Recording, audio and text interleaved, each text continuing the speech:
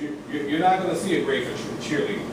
You're not going to see a grade for football. You're not going to see a grade for basketball. You're not going to see a grade for all the sports. But scholarships do come from that.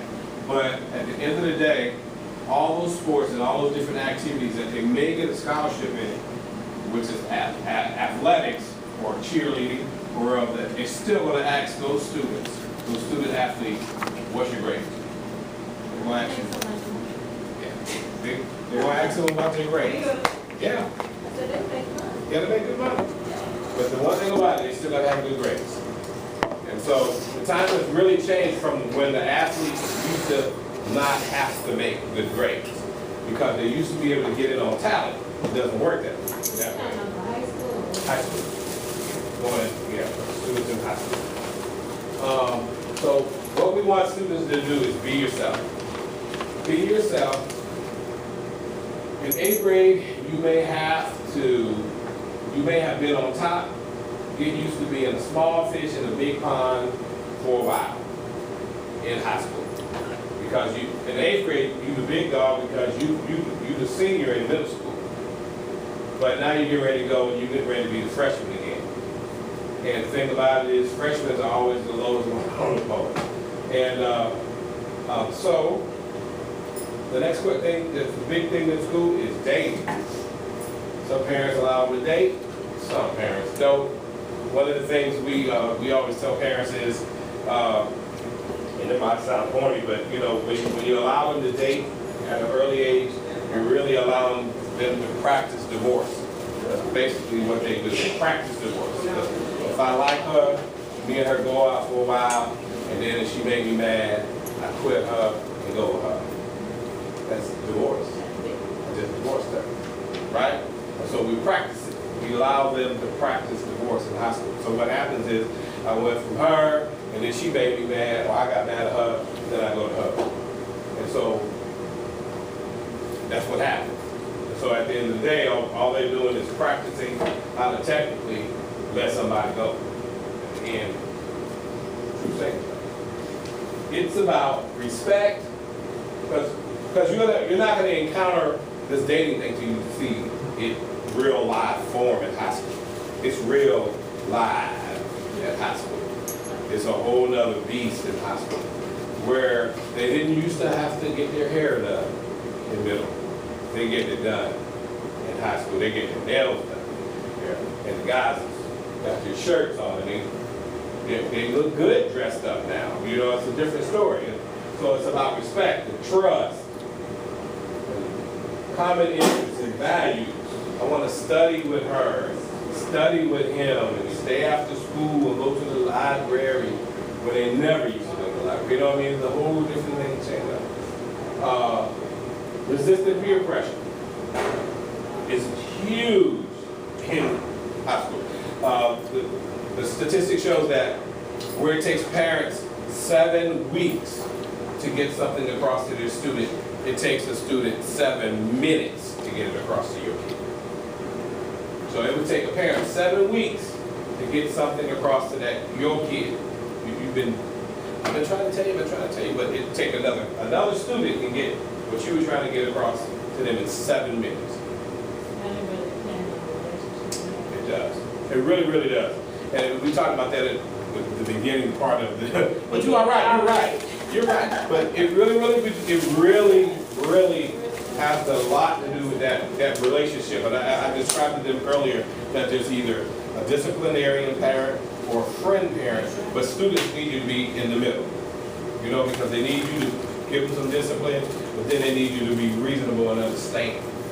You know what I mean? Because a lot of us, I grew up with disciplinarian. My dad was a pastor, so I was disciplinarian. So I rarely went to them with a whole lot, because I was always getting chewed. Christians don't do that. For real. But the thing about it was that it was good. It was good, sound advice that I always needed, but I was too young to understand what all that was. But the thing about it, the valid tester coming here, where I feel confident enough to say, hey, Mom, this girl, being able to come and tell you and seeing what you say. We'll see and get some advice. Most students don't do that. There's that relationship inside. And the greatest part about it, that peer pressure, kids can talk your kids into other stuff if you don't have that relationship.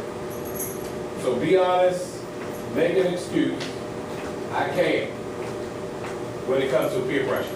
Because your kid's going to get introduced to a drug, you're going to get introduced to sex, they're going to get introduced to violence, gangs, they're going to get introduced to all kinds of stuff. And if you don't have a relationship with them, they're not going to come talk to you about it.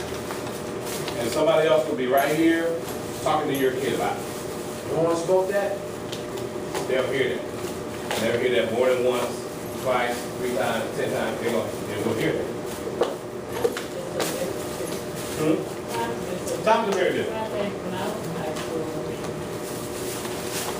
I'm sure, the same peer pressure was there, but it was just different, we didn't have access to all the electronics and computer and texting and all that, but it's a lot of crazy.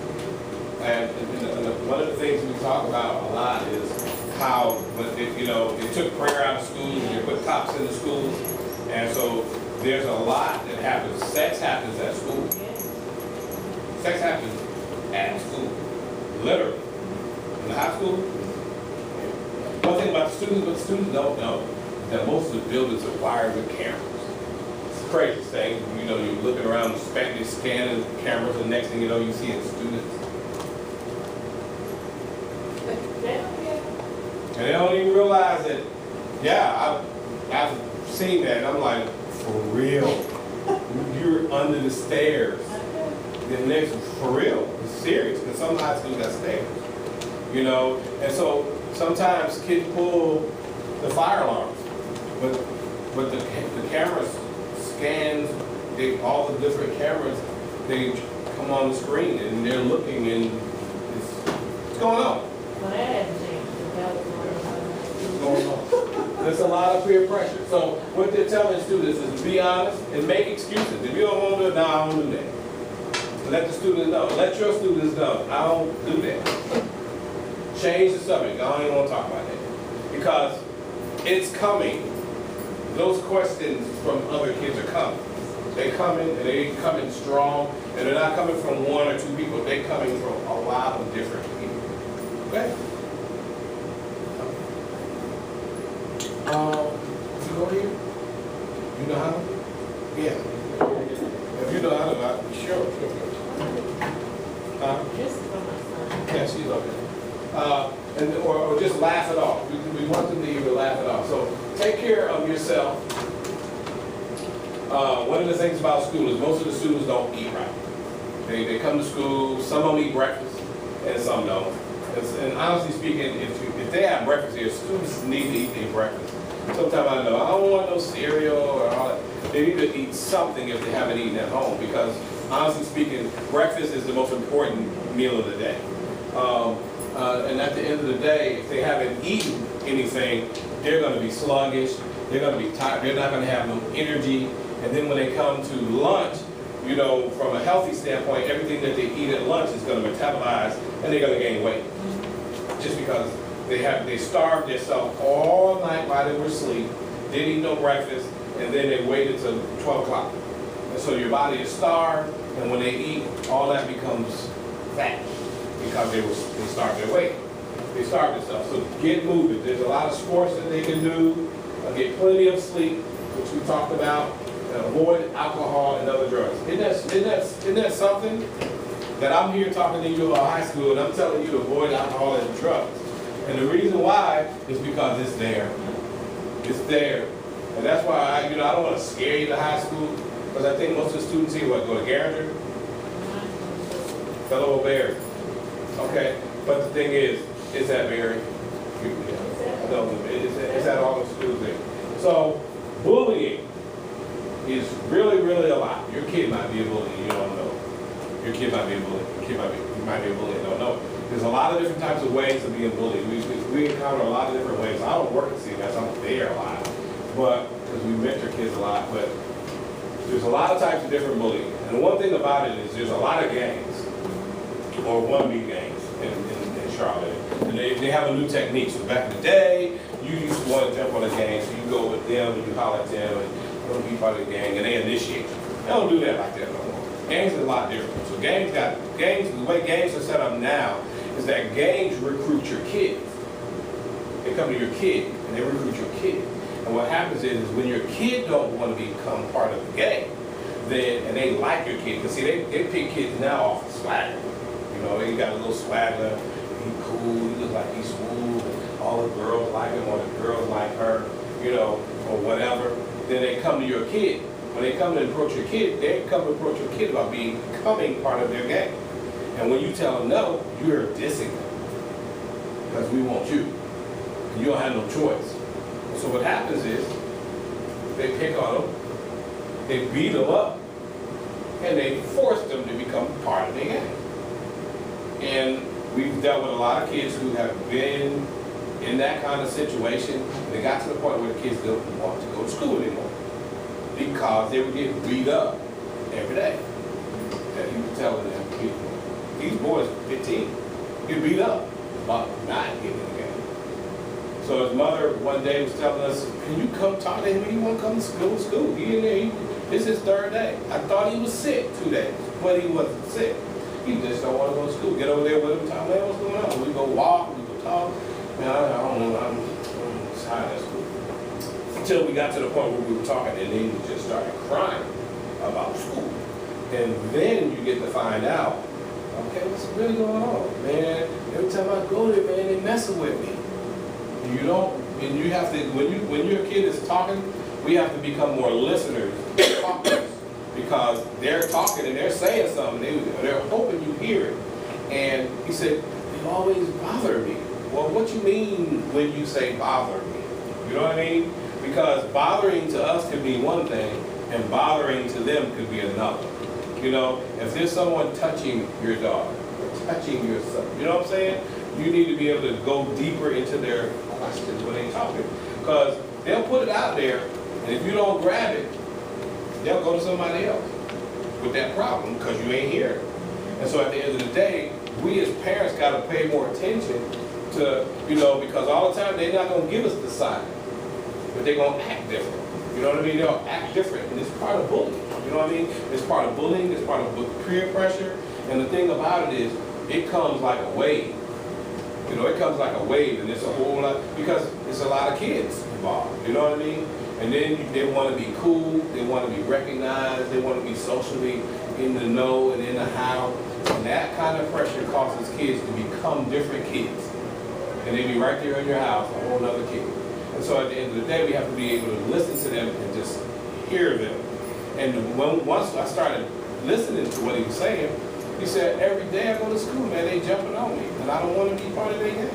So I'd rather not even go to school. I don't even want to go to that school no more. So the one thing about students is they don't want to snitch. They don't want to snitch. Because then everybody knows they're snitch. Yeah.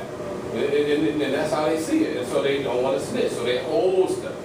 And they even do that about different people that's in the school.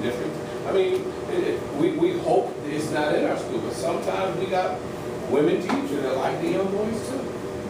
And there's men teachers that like the young girls too. And we don't hope it doesn't happen at our particular school, but it happens. And at the end of the day, you won't know about it until after they got caught. And then here come other kids saying, about it. So it happens, you know. There's a whole lot of different things that go on. So the one thing about it is you got to have that relationship with your student to be able to open that door, to be able to calm, to communicate. So if there's somebody bullying, or if there's a gang member that's trying to get them to initiate, to become part of them, that's where you step in and get all of the people that are involved in school. Because there's physical bullying, there's verbal bullying, sexual bullying. We get that all the time. Some of the girls be like, well, I only did it because he was just bothering me. It happened. He was just bugging me. He was always just bugging me. Why y'all all behind him? He was just bugging me. I just did it. You know what I mean? And it happened. But it's still sexual harassment. It's harassment. It doesn't matter whether that kid's a student or not. Social, bullying, cyber bullying happens all the time every day. Most of the